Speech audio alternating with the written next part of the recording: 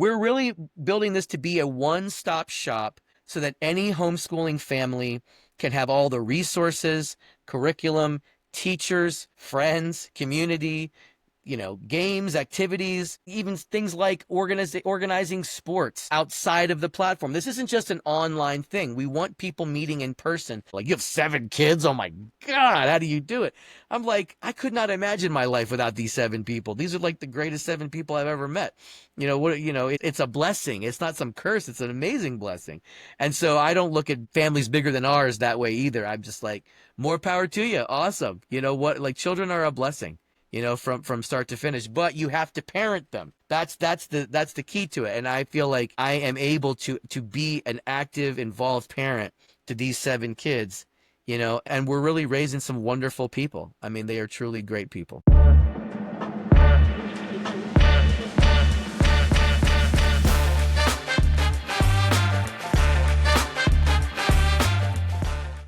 hope you enjoy the show.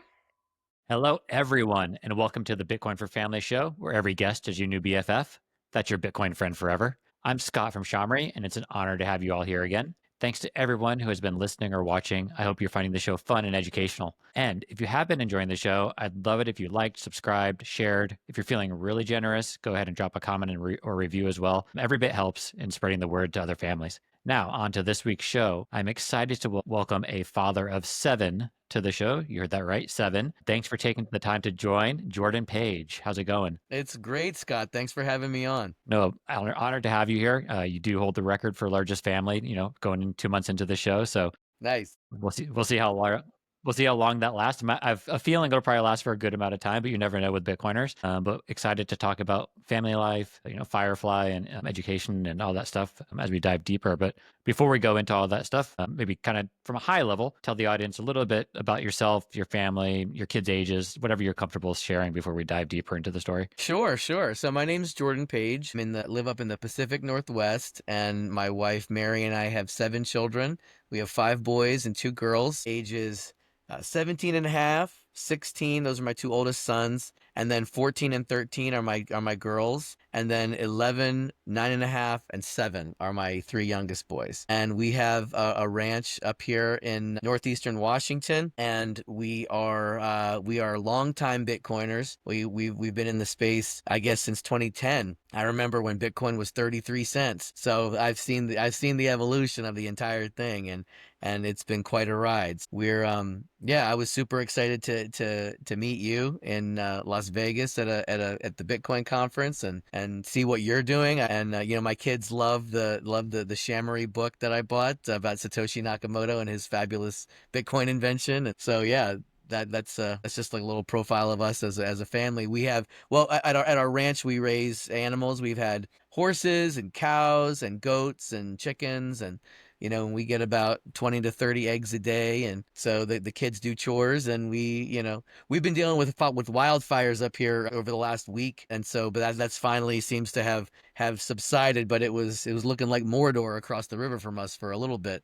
But yeah, that's just something that you deal with, up in the Northwest. Totally get it. Living down here in San Diego, different type of wildfire, but getting it from the desert side of things. So we know the drill, but excited to dive into farm life and homeschool and being a Bitcoiner since 2010 as we go deeper into the questions. But to kick things off, let's start on the more lighthearted note. Sure. With a few icebreakers. So as you just said, you and your family live on a large ranch or farm up in the Pacific Northwest. And so question number 1 is, if you could have any animal join your farm besides what you already have, what would it be and why? Wow. Well, my wife was seriously injured by a horse a couple years ago. And so we had to get rid of that horse. I would like to have my own horse that's just mine for riding, which I don't have right now. And I want to get my wife a new horse. But animals that we have not had, I think it would be really fun to have some sheep.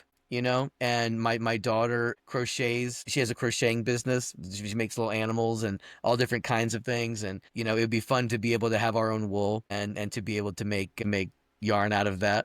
Yeah. Good answer. And I think our daughters would get along. Our daughter that you might have met in Vegas loves to Right. knit and crochet and all that stuff. So perfect tie in there. Awesome. Well, question number 2, if you could host a farm barbecue, with any special guests, real or fictional, from now or in the past, who would it be and why? Man, well, I'd love to meet and talk to the real Satoshi Nakamoto, whoever he or they might be. I'd love to flip burgers and brats with Satoshi. That'd be really something to get The fir- to. I would really like to ask Satoshi how he or she or they, if it's a group, how they feel about this thing that they built basically becoming a worldwide phenomenon, and like just the psychological impact for them of that, and how that's been. I think that would be really neat to talk about over burgers. Perfect. Well, hopefully, if that ever happens, you can invite us too. Right. Question number three. You mentioned that your family is big into Star Wars and Marvel's movies to me. But yeah, yeah. So, what is the one movie from either collection that's gotten watched the most over the years? Well, I'm an original trilogy, fanatic, and the Empire Strikes Back is by far the greatest Star Wars um production of all time. And so that's the one that I've, watched with the kids the most, I think. But they love the prequels, and they love The Mandalorian. The Mandalorian series is, I think, one of their favorites, and I really love it too. I think it's a lot of fun. And with Marvel, I mean, God, the kids just went crazy for Endgame. They just loved Endgame, But I'm an old school guy. I really love the original Iron Man and the original Captain America and Thor. Those are three of my favorites. Yeah. Very nice. Our daughter has recently gotten into Spider-Man. So Mm, that's been her new obsession recently. So it's been fun to nice.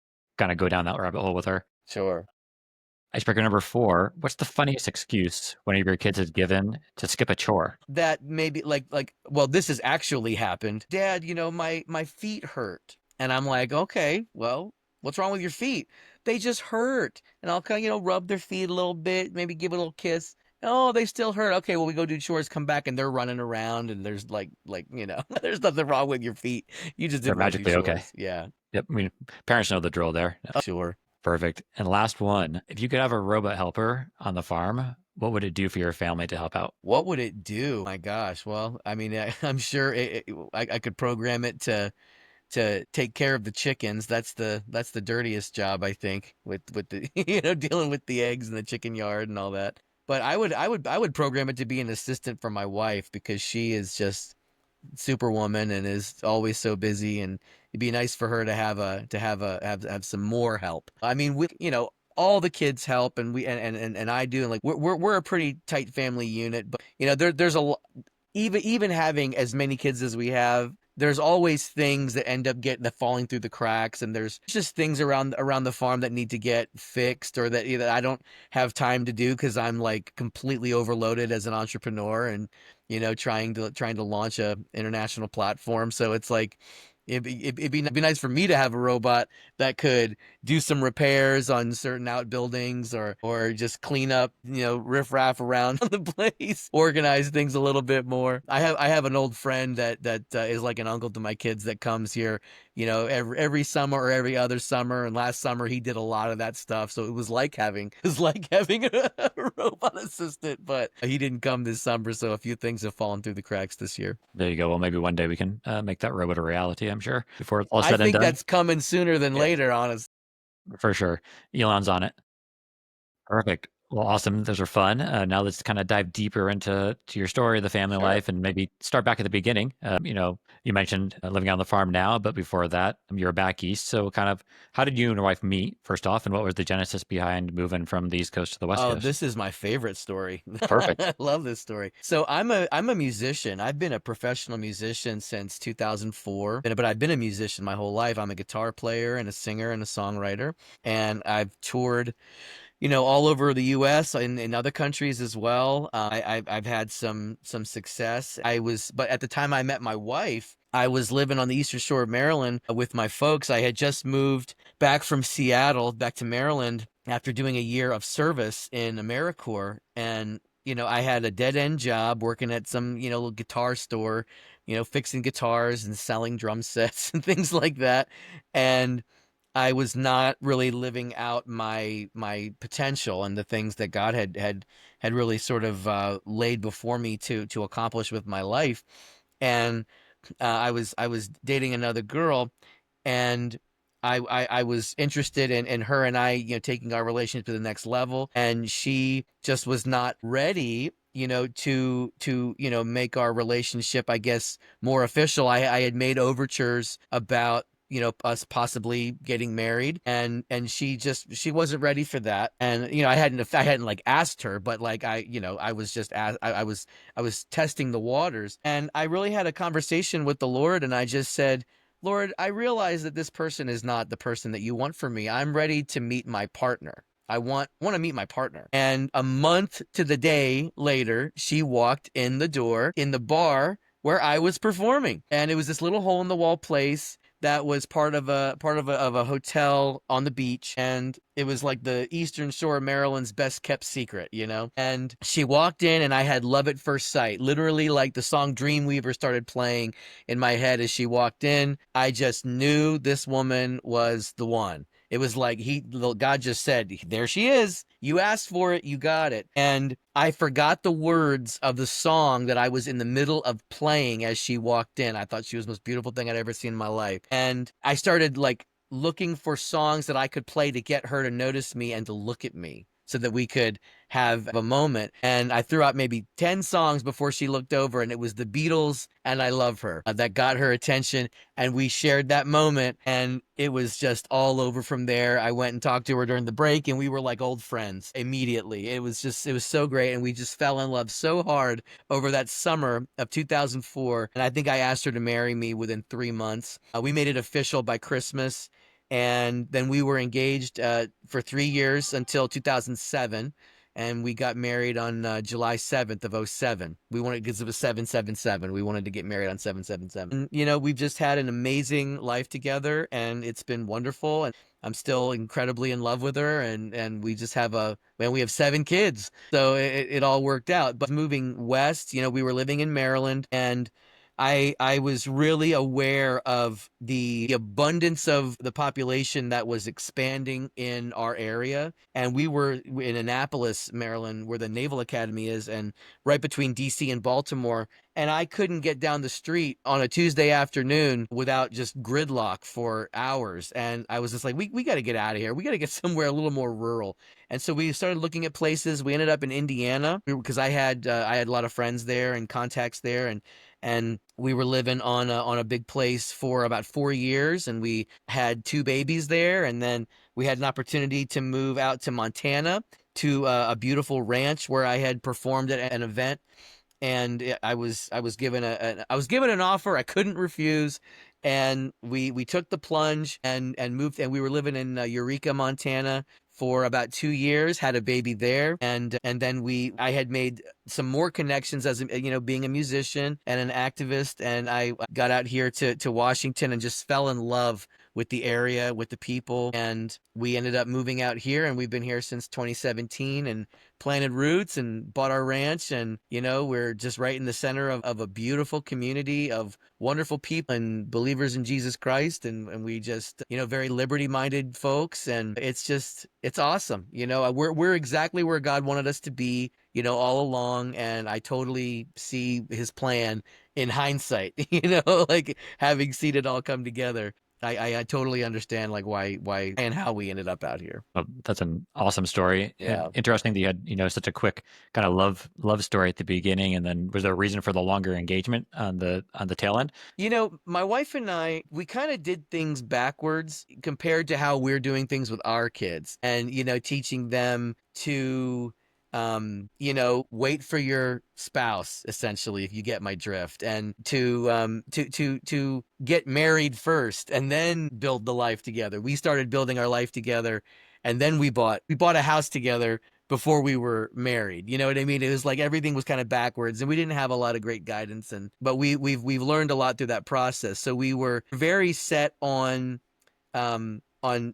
getting married on July 7th of 07, because 777 is the Lord's number in the Bible, and that was important to both of us, and we wanted to honor him and how he brought us together in that. And yeah, I mean, that was really the reason for the long engagement. I would have married her right away. I was totally in, but it did give us a chance to really, really get to know each other. And we really, I would say, like, even though we met when I was almost 25, like, and she was 23, I really feel like we grew up together. And she feels that way too. She said that to people, like, we met at a critical time when we were becoming the adults that we would eventually grow into. And we really went through that process together and went through a lot. But it was all part of the Lord's plan, and here we are. And now we're doing things better. We're doing things the right way with our kids, differently than how it was done with us. And so ultimately, if we had to make mistakes in order to guide 7 new people to not make those mistakes, and those mistakes were totally worth making. Don't do it all. Do it all for your kids, no doubt about it. And speaking of the kids, so was a large family always part of the plans? Obviously, the number 7 tying back to your wedding date. No, did that? No, I was sure we were done at 3, Scott. We had 2 boys and a girl, and everybody that I knew growing up, I mean, literally everybody I knew, nobody had more than 3 kids. More than 3 kids it wasn't even something that I thought people considered. It's like, when you get to 3, you're done. I'm one of 3. Everybody I knew had one of 3. Were one of 3. I never met anybody who had more than 3 kids. And then we had 4, and we had my second daughter. So now we had 2 boys and 2 girls. And I'm like, this is perfect. This is absolutely perfect. We have two of each. Everybody's got a roller coaster buddy at the amusement park. This is it just makes sense. And then God started talking to my wife and telling her, I have another child for you. It's a boy, and his name is Judah. I was like, no, not just no, but emphatically no. I am not doing this. I'm done. I don't even know where I could find more love to give to another child. I feel I'm stretched way too thin right now. Like, I can't. Like, I have too much responsibility. This makes sense to me. Another kid does not make sense to me. And he was just impressing upon her every day, showing her signs and just that still small voice, just telling her, look, this is what I have for you. And she would say to me, I understand that you're not on board with this yet.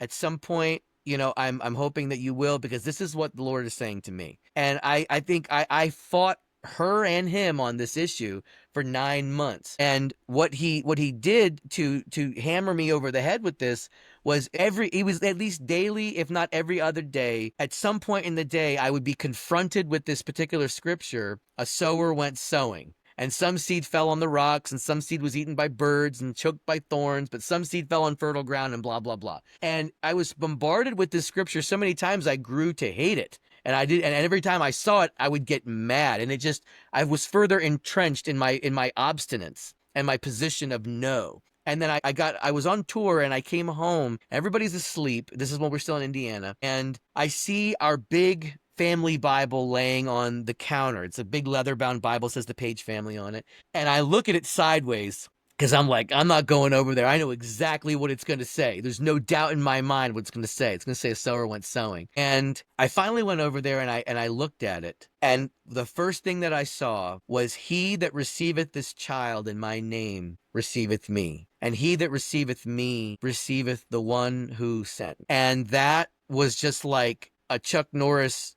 roundhouse kick to the chest. And I felt completely convicted in this moment, in my obstinance, in my just unwillingness to be obedient. And I realized, like, he really wants this. So who am I to stand in the way? If he's got another child for us, then okay. All right, fine. I submitted. And it was like we got pregnant immediately. And 9 months later, Judah shows up. And Judah was the most obstinate, difficult kid of all of them put together. And, he's also wonderful and brilliant and loving and sweet and amazing. But he has been incredibly challenging. And I understand that as God teaching me a lesson in my obstinance and my, what a difficult son I have been for him. But, it's like Judah and I are best buddies, and like we're inseparable. I could not imagine my life without this kid. I adore him. But, he has been challenging. He'll tell you that. He's challenging. And so after that, I said no more no. Like I surrendered the no. And the next time that the Lord started speaking to us about children, I just said yes, and we lost a pregnancy, which was very, very sad. But my wife felt very convicted that he wanted us to have one more, which was number 7, which was my youngest Michael, and we've been through a lot. Our 7th child, actually, Tommy, was born with a birth defect called craniosynostosis, which is where one of his sutures, the soft spot, one of the openings in his skull, was fused shut when he was born, and he had to undergo a gnarly surgery when he was 7 months old to correct his skull. It's actually far more common than I ever knew. I never even heard of it. I thought maybe it was like a 1 in a million thing. It's like a 1 in 1,000 thing, which means it's very common, happens all the time. But it was very, very challenging for our family. But again, with God's help and a wonderful community and lots of prayer, we got through it. And Tommy's he's a wonderful kid. He's got a beautiful shaped head, and he's doing great. Well, that is an amazing story from start to end on, where the 7 came from, and, kind of seeing that all the way through. And you guys done? Is there a chance for more? Yeah, no, we're Yeah, okay. done. We're all done. Wanted to make sure before we close the book on that. Yeah, no, I mean, yeah, and we're no longer physically capable of producing children, and but we're heavily invested in our children and in the children in our community. And now, with Firefly, which is an education program, we're getting heavily invested in everybody's children to help lift up families all over the world. So children are a huge part of our story, and I think we're exactly where we're supposed to be. And I feel like I'm stretched just to the limit of the amount of attention and love that I can give to each kid to raise them as a well-rounded adult. You know what I'm saying? So other people, they have 10, 12, 15 kids, and that's wonderful. And I don't knock it at all, because people look at us like we're crazy. Like, you have 7 kids? Oh my God, how do you do it? I'm like, I could not imagine my life without these 7 people. These are like the greatest 7 people I've ever met. It's a blessing. It's not some curse. It's an amazing blessing. And so I don't look at families bigger than ours that way either. I'm just like, more power to you. Awesome. You know what? Like, children are a blessing, from start to finish, but you have to parent them. That's the key to it. And I feel like I am able to be an active, involved parent to these 7 kids, and we're really raising some wonderful people. I mean, they are truly great people. That's the the most important part at the end there, to raise them right and turn them into wonderful people. And what benefits, from your perspective, do you think your kids have from the fact that you have such a large family? Well, they all have such wonderful and unique relationships with each other. Like, these are friendships. I tell them this all the time. There's a hierarchy of priority in life. And I tell them this all the time. There's God, there's family, and then there's everything else. And not that everything else doesn't matter. It just doesn't matter as much as God and family. And family is an extension of God's blessings, right? And so I tell them that the relationships that you are building with each other are the most important relationships you'll have the rest of your life. The most important friendships, other than with your spouse, that you will have the rest of your life. This is a lifelong journey you're on with these children, even the oldest one and the youngest one. At some point, the age difference between my oldest and my youngest which is 10 years, won't be that meaningful anymore. It's very meaningful now, but it won't be meaningful 15, 20 years from now. And so what you sow into each other right now will last and will inform what your relationships are like the rest of your life. So be kind.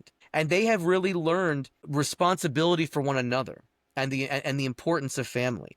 I mean, one of my favorite movies that I grew up watching was The Godfather, which is not like a movie that a kid should watch, of course, but that just kind of speaks to the upbringing that I had.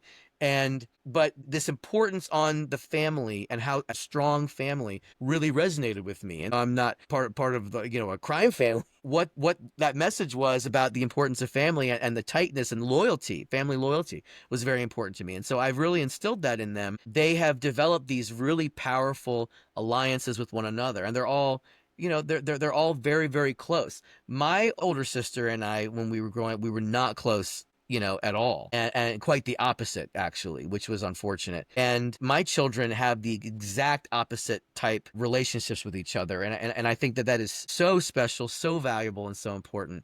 Because whenever a baby would be born, we would present the new baby to the older siblings and say, this is your baby. Look at your baby. This isn't like, no, this is your brother or your sister. No, this is your baby. And so they psychologically developed a responsibility for that baby. And they would want to hold the new baby, and they would want to love the new baby and not feel like the baby was in competition with them for our time and affection. No, they were part of the team that was caring for this baby. And so they have all developed that love and responsibility for one another. That's amazing. And I'm sure as a parent watching it happen on a daily basis must, go straight to your heart. Well, seeing like my daughter being like so close to her younger brothers is incredibly healing for me because I didn't have that. I had quite the opposite. And so I love seeing them loving each other and being close and being friends and playing together because they want to, not because they're being forced to. It's very healing for me. That part of me that was hurt as a child, has healed tremendously seeing that play out in our family. It's awesome to hear. And, on the more practical side of things, families, whether it's 1 kid, 2 kids, 3 kids, 7 kids, let's talk about kind of meal planning, grocery shopping for 7 kids, 9 people all together. How do you guys handle kind of just the ins and outs of that on a weekly basis? Well, it's expensive. My wife is really just a tremendous woman, and she has the most beautiful brain of any brain I've ever encountered. And she is a wonderful planner. She's frugal. We do grocery trips about twice a month. And so we tell the kids, these are the groceries for the next 2 weeks. Use them sparingly. Don't pour, a huge bowl of pretzels or chips or something. If you want a snack, take a reasonable portion. Take a snack. Chips are not a meal. You shouldn't be trying to fill your stomach with chips, right?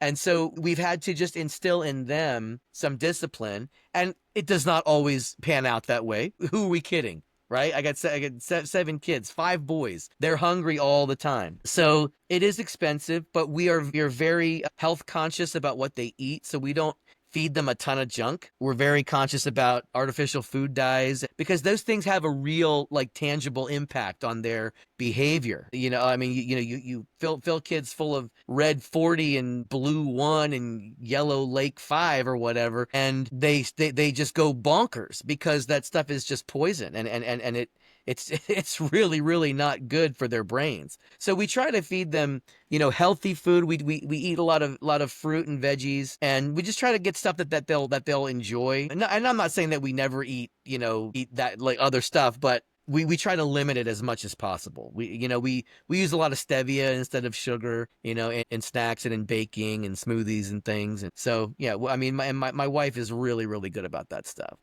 I have become good about it by being married to her. Yep. And You've been get that on forced to my learn. own. Yep. Yeah, You've right. been forced to learn.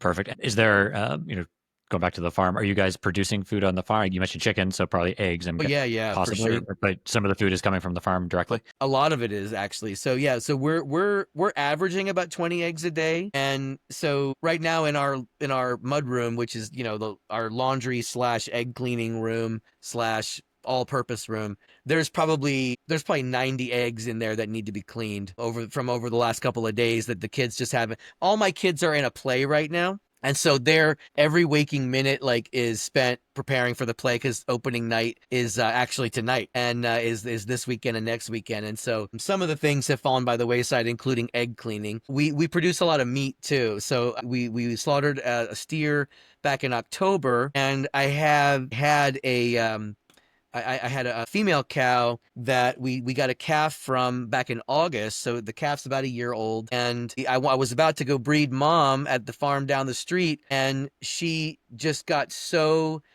crazy and like violent that I couldn't even get her into a trailer. And she's been very, very difficult to work with. So I basically cut my losses so I can work with the calf, and the calf won't learn her bad habits. And so we butchered her about 3 weeks ago. So we have a ton of beef that we produce for ourselves. Eventually, I'm hoping to get our beef operation to where we can sell the beef to our community. That is part of our solution. We're also developing our south pasture to be just total food production, 8-foot fence and about roughly 2 acres of growing. So I want to grow more than enough food to feed us and to feed the community. And I mean, that is my grand vision for this place. And putting in fruit trees as well. We have plans to develop part of that field as an orchard as well. Between creating Firefly and then doing all the food stuff, I think, and having the 7 kids, there isn't going to be too much sleep in the future to Oh, make all that happen? that's only like a quarter of the stuff that I'm doing. I'm also in seminary right now. I may be taking the first part of this next semester off for Firefly's launch, but I'll be in my second year of seminary. I'm also a filmmaker. I've produced a feature-length film that's entirely AI animated that is builds lore and mythology around Firefly. And as a musician, I've also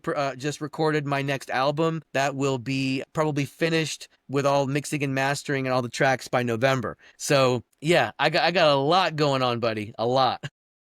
We'll have to have a part two, part three, part four of the interview to Right? touch on all that other stuff. Well, shifting over to the homeschool, and we'll touch on Firefly more. But before we go dive into that side, just more on the the kid side of things. So they've been homeschooling for their entire life, correct? From the Yes. beginning. So my oldest was in a private Catholic school in Indiana for preschool, and you know we did not realize at the time, but he has autism, and it's mild. It's mild autism. He's incredibly high functioning guy. He's awesome. But it's there, and we did not recognize it at the time as that. And the school was having a hard time with him because he would not participate in class like the other kids. And they wanted us to punish him for that. They were suggesting that we hit him, that we, take things away from him, that we do all these things because he was not acting like the other kids. And when really he was absorbing all the information, he knew everything that they were talking about. He got all the concepts, but he just did not he just didn't like being there. And their suggestion that we punish him physically and emotionally for that really, really ticked me off. And I just pulled him. It was just like, nope, we're not doing this. And so we decided to homeschool, and it was very hard in the beginning because we didn't know what to do. We didn't know what we were doing. Something like Firefly would have been really, really advantageous to have had that when we started out. We started when he was basically 3, 4, somewhere in there. And so that's been about 13 years. He's 17 and a half now. So it's been 13, 14 years. And so all the kids have been homeschooled their entire lives. That's definitely an important reason to start that process. And I would also have been ticked if I'd heard that same thing about one of my children. So Yeah. good on you for making that quick decision and shifting over. And with so many kids, what does the typical homeschool day look like? And I'm sure that's drastically changed over time as they've grown and gotten older, but just kind of from a general perspective for the audience who maybe aren't homeschoolers yet, or just kind of give a high level overview of how it works in your family. I will give you an answer for that question, but it's like there is no typical day. Every day is different. But a typical day would be, we get chores done in the morning, and then, breakfast, and then they do about 3 hours of school. Like an 8 hour, there's no sense in keeping children, locked to a desk for 8 hours a day. It's just absolutely insane. It's like training for prison. And so they get up and they move. They do the work that they need to do, and then we do other things. They're always learning. We learn all year long. We're always doing different things. But like the core stuff, yeah, they do about 3 hours of school work. And then, basically by noon or 1 o'clock, that's all over with. And then we can focus on other things that they're interested in doing, or doing things as a family. So I would say if there was a typical day, it would look like that. But because we expose them to so many interesting things, and we're always so busy, we always have stuff going on. We also host a micro school here at our ranch. And so it started out as 3 days a week. We've cut it down to 2 just because of just how ridiculously busy we've become. We typically have Tuesdays and Thursdays. We have all the homeschool kids in the community come here, and they get a classroom experience with all age groups in the same room. So, the building where I'm in right now, this is a shop. So it's like a really nice insulated metal pole barn that we really tricked out and finished and put drywall up and put in bathrooms and made it it's actually a really nice living space, and we've turned it into a schoolhouse. So I have my office and my workshop on 1/4 of the building, and the rest of the building is the school. And so we have, 30 to 40 kids that come here. And so on Tuesdays and Thursdays. And so there is just so much socialization. That's always a big question about homeschooling is how, aren't your kids going to be weird? Aren't you worried about, no, I'm worried about my kids getting weird from public schools. Like that is a legitimate concern. Kids being weird because they were homeschooling is just propaganda. Our kids are completely well adjusted. They can talk to their peers. They can talk to adults. They're completely well-rounded people. Whereas the public school kids around here have a difficult time even looking me in the eye. They don't know how to talk to people. And so we get a lot of socialization with the other families in the area that want the same thing. Homeschooling is not, I guess, how it used to be viewed, even 10 years ago, even 20 years ago. It's really become far more mainstream and accepted as people have realized the benefits to the kids, to the family. I mean, the proof is in the pudding, is what my dad used to say. And I see the fruit of us pouring into our kids, investing into our kids, sowing into our kids, rather than sending them to Caesar and having them come back as Romans. You know what I'm saying? We're instilling our values and our perspective in the kids, teaching them to be critical thinkers, teaching them to question things, and teaching them to love the Lord at the same time. Like we're getting to instill our values in our kids, and our kids are growing up awesome and they're having a great childhood. My daughter said to me the other day, like, she really thought about how we've homeschooled them their whole lives and haven't dumped them in a public school. She said it really hit her the other day. This is like a couple weeks ago.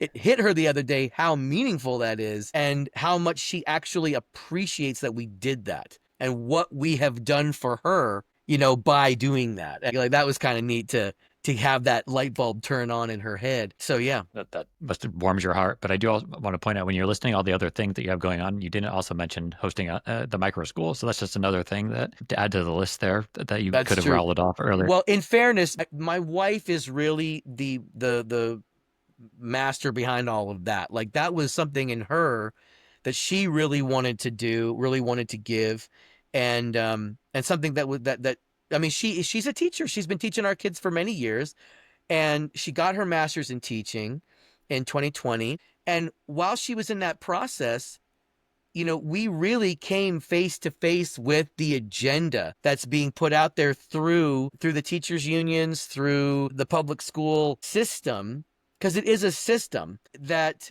is incentivized to stay the way that it is. And when we discovered what they were teaching young teachers to teach, my wife and I, we're in our 40s. And so she's not fresh out of college. And she's been on me with this journey. She's been with me on this journey, I meant to say, for all these years.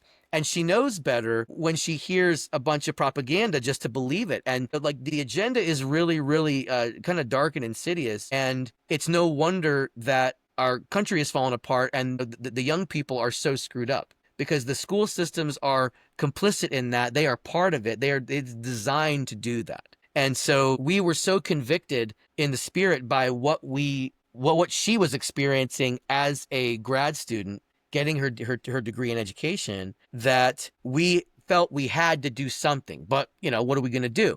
And she wanted to open up a center to support homeschool families. And I thought that would be a great idea. But we're very rural and there wasn't enough of a market here for us to open up a brick and mortar school and be successful, which is why we started Firefly. But that in-person teaching component is something she really wanted.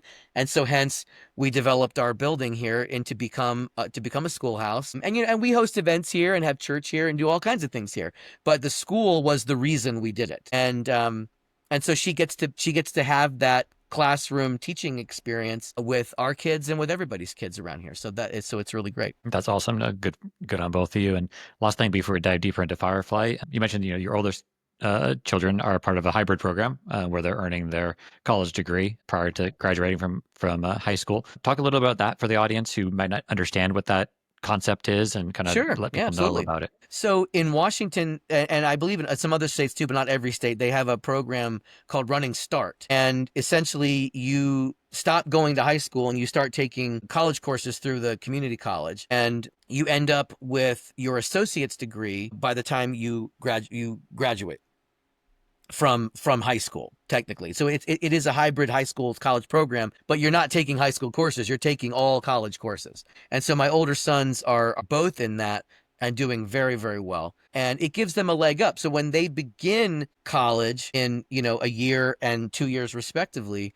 they'll already have 2 years of college under their belt, and they can it's literally a running start. You're getting a jump start on your education, and they could potentially have their master's degree by the time other people their age who started at the same time would just be getting their bachelor's. They could do a 2-year master's degree and be done by the time they would be normally finishing a 4-year degree for their bachelor's degree in college. It's an awesome program for those that haven't heard about it before. If it's available in your area and you're homeschooling, be sure to check it out. And you've mentioned Firefly a few times now, so let's kind of dive deeper into that. So, guys, first question for the audience, tell people, what is Firefly Education Network? Where did it come from and all that story? Sure. So Firefly, I guess I kind of segued just a minute ago into why we built it.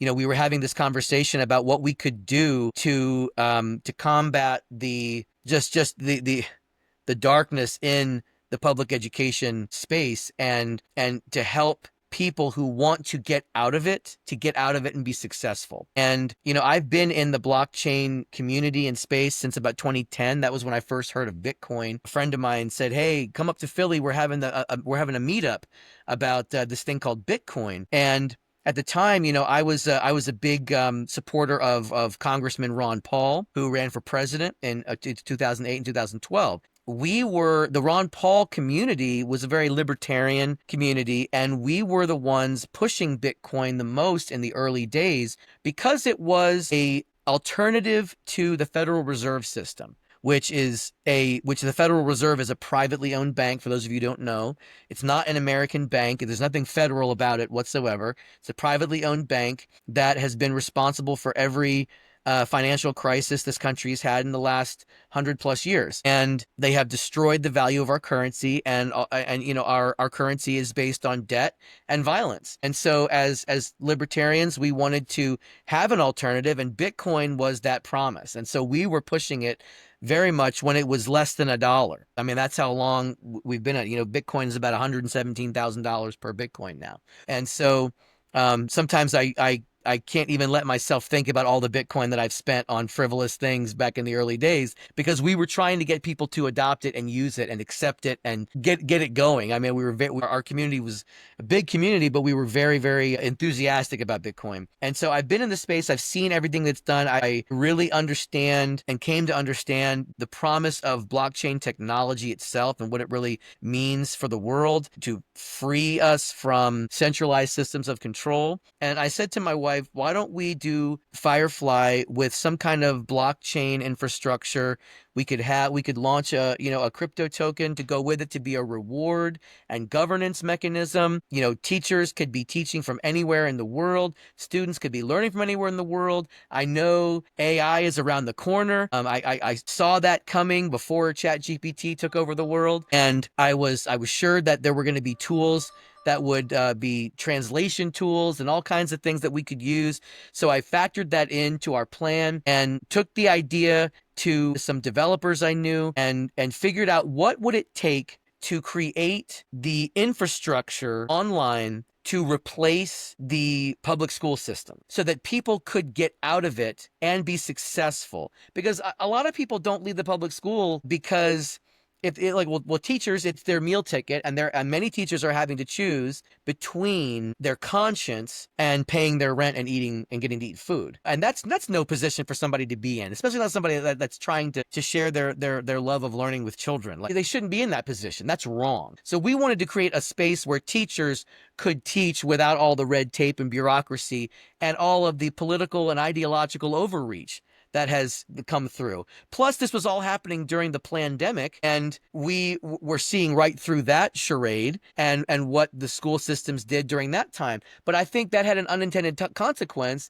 that showed people that you can learn from home. Right. And so the homeschool population doubled in those 3 years from 21 to 23, 21, 22, and 23. It went from under 3 million students in the US to over 6 million. And that's no coincidence. It was partly because of the lockdowns. And it was partly because of this radical ideological overreach through the school systems from they, them, those on high. And so they created this massive market for us. And so we raised money in 23 and we have built it. And version 1 is really an amazing tech stack, and we're very excited about it. And versions 2, 3, 4, 5, 6 are going to be even more crazy awesome. We're really building this to be a one-stop shop so that any homeschooling family can have all the resources, curriculum, teachers, friends, community, games, activities, even things like organizing sports outside of the platform. This isn't just an online thing. We want people meeting in person. And so we are developing infrastructure to create Firefly chapters. And we have a number of physical locations. We have a partnership with one of the investment groups that gave us initial funding. They have they network of physical locations all over the country and in other countries as well, where Firefly chapters can meet and have school. And so we're really trying to build a viable alternative to public and private schools. And if you want to get your kids out of that system, you want to teach them at home, we want to provide the opportunity for that to actually happen. For you as homeschooling parents to also make money doing it. So this is also a very, entrepreneurial opportunity, because mom and dad homeschooling parent are creating courses at home. They're teaching courses at home. Why shouldn't you be able to build courses and sell them to a community that's looking to buy them? And so we have infrastructure for homeschool parents to make money, and there's even a financial reward system for the students engaging on the platform for platform loyalty and for performance. There are multipliers based with our crypto token that are based on their academic performance. And so it's really an exciting platform that gives mom and dad everything that they could possibly need. And it breaks down barriers because we have tools that make language barriers no longer an issue. And so if you'd like me to, I can talk about the key features of Firefly. That's where you want the conversation to go right now. No, give a high level overview. I'm sure people are interested in kind of the features, and then tell people where they can learn more if they want to kind of follow that journey for when you guys actually launch. Yes. And so we're hoping to launch this year. My original goal was to launch in September. Our MVP, our minimum viable product, which is our basic platform, took a little bit longer than we had hoped. And so I think it has pushed the timeline back. But with homeschooling, you're not bound to like the public school year. You can start at any time and you can end at any time. It's whatever you want it to be. Now, not every state in the US allows you to do that without interference from some alphabet agency, but by and large, homeschooling can be whatever you need it to be and what you can imagine it to be. And so we have imagined this platform to be somewhere that teachers can really like, and where parents can feel like, oh my God, this is exactly what I've been looking for. And where kids are excited to log in. And so version 1 is much more heavily favors teachers and content creators at this moment. But before we launch it to the public, we are going to be building out the parent-student side quite a bit more. And so what we have right now today, several products. One of them is, the first one I should say, is Firefly Chalkboard. Now, Chalkboard is an AI-powered course creation tool. And so essentially, you can create full courses with prompts, and you could prompt Chalkboard to create a course on anything you want. The other day, I created a course on amphibians, for example. This is a real course I did, and I told it that I wanted it to cover all major amphibians, both live, and I wanted a portion of the course to also talk about extinct amphibians, not just ones that are living today. We'll talk about the life cycle, their habits, what they eat, what they do, reproduction, all of that. And Chalkboard will give you, first it will give you an outline of the course. It'll give you a course title, a course image. It will give you the course description, and then it will give you the course outline. And the outline consists of 5 lessons with 5 topics in each lesson. So that's 25 topics, and each topic will have 2,500 words. So essentially every Chalkboard course boilerplate comes with 62,500 words, which is a lot of content. And once you approve the outline and you like what's in the outline, if you don't like something, you can regenerate portions of it. You don't have to, you're not stuck with it. You can regenerate it. But if you like what it gives you, then you choose to build the course. It takes about 10 minutes and it gives you this huge amount of data so that you don't have to spend weeks or months researching and developing all of this. It gives it to you. And then from there, if you like everything that you've created or that it's created for you, you can, or if there's anything you don't like, you can regenerate it. And if you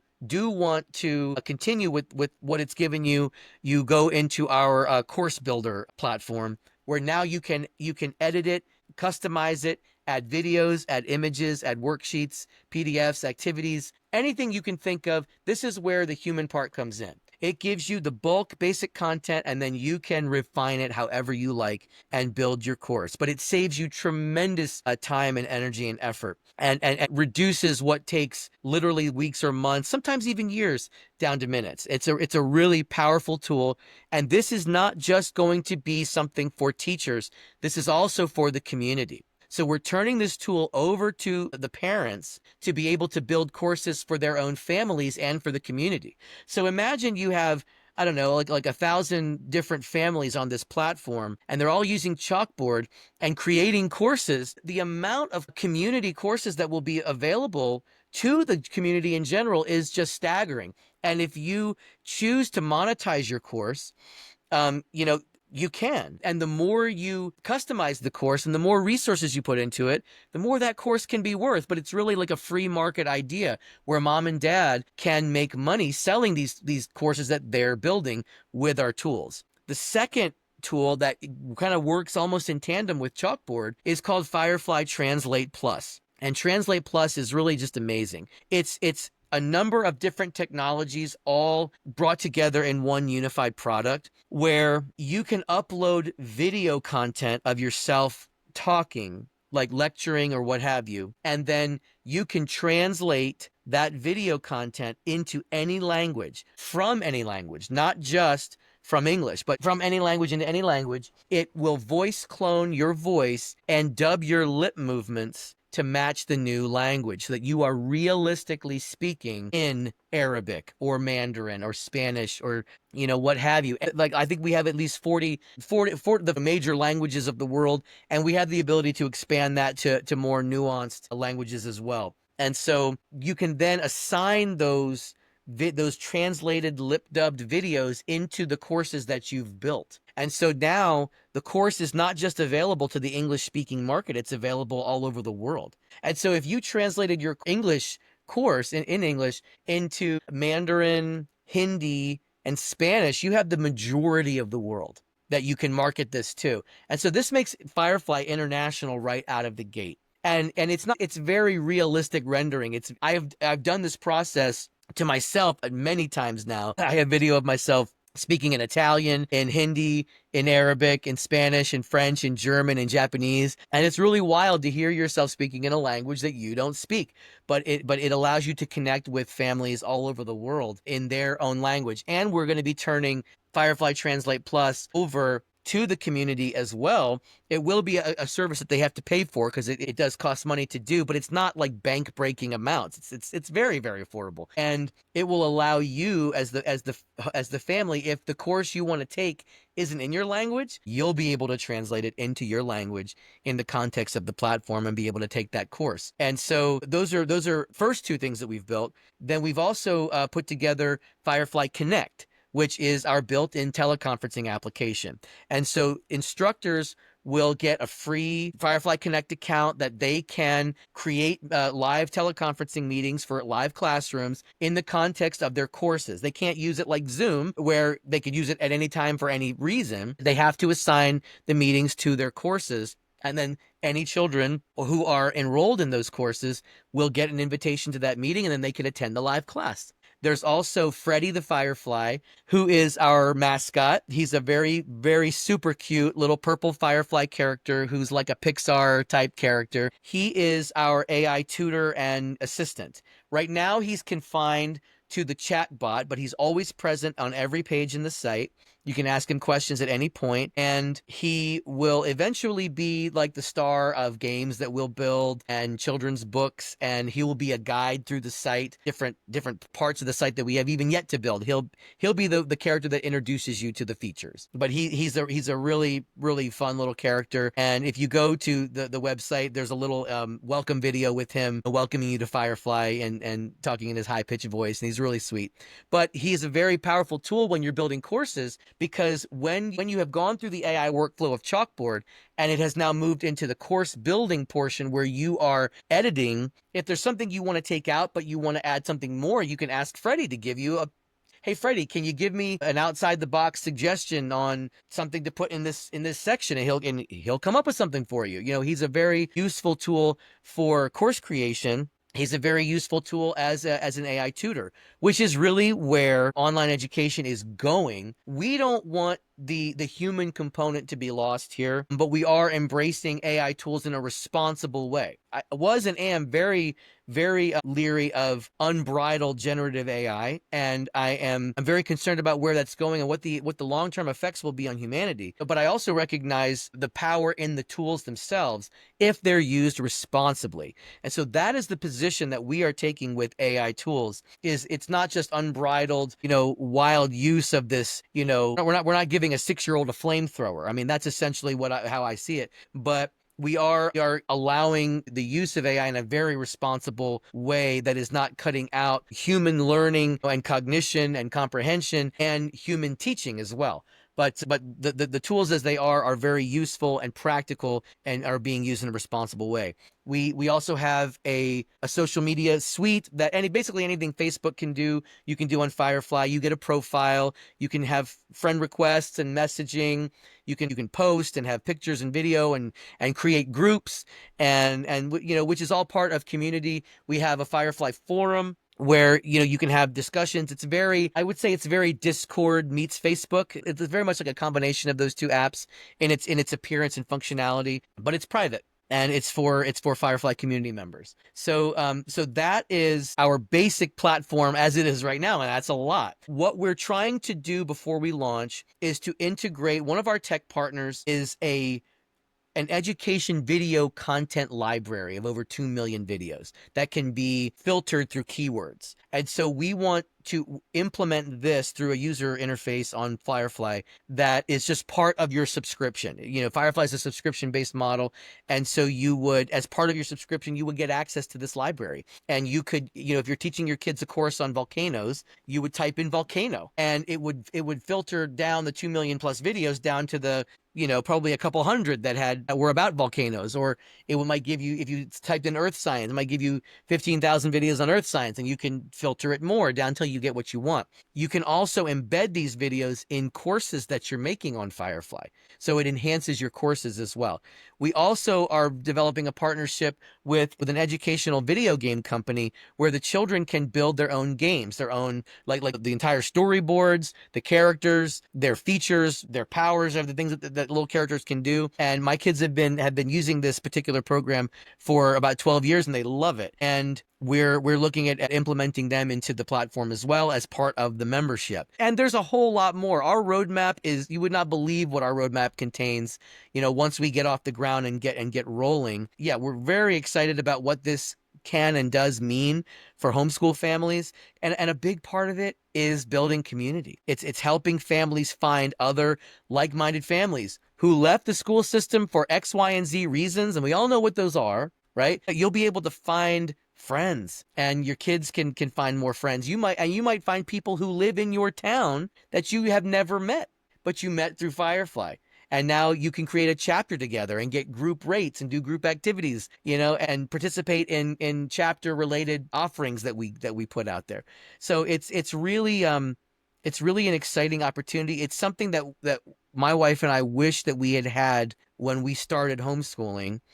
But I'm just, I'm excited to give it to other people. Well, you touched on so many important topics. They're kind of laying everything out for the people. And like you said, it's only the beginning of what you're trying to build. So I will highly recommend anybody who's interested in what Jordan outlined there, hit up the website. I'll put it in the show notes so you can learn more, check out the videos, and, sign up to be informed for when it does launch and be able to kind of dive down that rabbit hole with Jordan and the Firefly team, because I'm sure it'll be a tool that, it's only going to grow from here. And, what can it do for homeschool families that are homeschool families now and, down the line for many years to come. So perfect way to kind of to end the heart of the conversation here. But before we move on to the final two questions of the show, I do want to remind everybody who are watching or listening to visit Shamri.com. You're welcome to use code BFF show for 10% off any product there. Come grab our books, games, whatever your heart's content. Happy to send stuff your way. And I will also say that, it sounds like Freddie and our Bitcoin monsters would probably be good friends. So maybe you'll see them pop up in the Firefly universe one day. Well, that would be an amazing way to collaborate. I would love to explore that with you. That'd be so much Exactly. No, I fun. think it'd be fun. And I'm sure that Freddie will be more advanced than the clip guy from Microsoft back, many years God, ago, I for those hope that so. I remember. hated that clip. Exactly. Perfect. Well, with that said, let's wrap up the show with the same way we always do with the final two questions. The first one being a common saying in the Bitcoin space is Bitcoin is time. Another belief is that time is the scarcest asset the world has ever created. Playing off of all of that, what is the biggest gift of time that learning about Bitcoin has provided you and your family? Well, we've lived on Bitcoin for a number of years. Bitcoin completely like changed my life, and even though I look back and I'm like, God, I spent, tens of millions of dollars in Bitcoin on, nonsense stuff when it was worth very little. If I and many others like me hadn't done that, it would not be providing for me now. So Bitcoin really it really has held the promise of decentralized financial system where the banks are not in charge and where you can become your own bank and you can truly be financially independent and be free of central banking. Like that is a really important thing that I don't think a lot of people really understand. And I am just so glad that I understand it. And if it wasn't for Bitcoin, Firefly wouldn't exist. And so I feel like being on this Bitcoin journey has enabled me to build something that could really help a lot of people and change the world. Perfect answer there. And like you said, you can't always regret, that spending in the past because it's doing so much good now and will continue with everything you're building. And the final question, if you had one Bitcoin to give each of your kids, all 7 of them, at what age would you give them the keys and why? Oh, that's a neat question. I don't know, man. I mean, I would probably wait until they were adults, and that doesn't necessarily mean 18, maybe 25. Maybe 25, because by the time any of them are 25, Bitcoin's going to probably be, $2 or $3 million of Bitcoin, you know. So I'd be more inclined to turn the keys over to that when they, you know, are ready for that level of financial independence and responsibility. Perfect way to look at it. Well, that's a wrap on an awesome interview on a lot of different subjects here. Thanks so much for jumping on the show. Glad we got to meet in person in Vegas a month or so ago. I'm sure everybody will be excited to learn about Firefly. So I'll be sure to link to that in the show notes. Right. But before we sign off, any other places or final words you want to send the audience? Well, I'm just, grateful for the opportunity, Scott. Thank you so much. And we're excited about Shamri as well and all the amazing products that you're creating. And we, look forward to making those available to Firefly families because we really, really love what you're doing and love your brand and everything that you're about. I would just say, we're if you go to fireflyedu.org, you can sign up for our email list. And that's a big deal right now because the email list is really where I'm able to communicate with our community and let you know what's happening in an up-to-date way. So when we're going to be launching, you'll find out about the token and what's happening with that and any new offerings or tools that we incorporate. Again, we're not open yet, but the website is live. You can apply to be an instructor there. There's a link at the top of the page. Join our email list, and I would encourage you to do that. If you've enjoyed what we've talked about and you're interested to learn more, join the email list because that's how you're like those folks are going to find out what's happening with Firefly first before anyone else. Like we said, well, that'll all be in the show notes. So if you didn't catch any of that, be sure to dive on down, be able to link off and sign up. Well, thanks everybody for watching or listening to another episode. We'll talk to you next week. Bye. Hi, thanks for joining. Don't forget to like, subscribe, and leave a good review. And buy your kids some stuff at sawmary.com today. Bye. Bye. Bye. Bye. Bye.